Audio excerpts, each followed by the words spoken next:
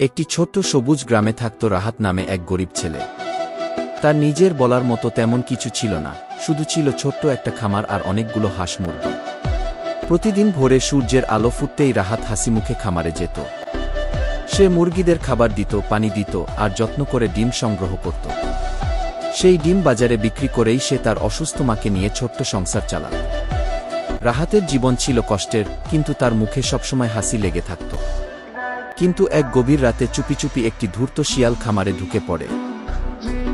ভোরবেলা ঘুম থেকে উঠে রাহাত যখন খামারে গেল, তখন দেখল তার প্রিয় মুরগিগুলো আর নেই। চারদিকে শুধু ছড়িয়ে ছিটিয়ে পালক।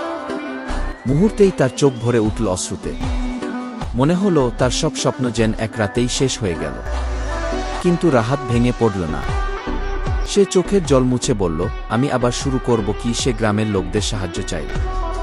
তার সততা আর পরিশ্রম দেখে গ্রামের মানুষ তাকে কয়েকটি নতুন মুরগি উপহার দিল। রাহাত আবার নতুন করে খামার গড়ে তুলল।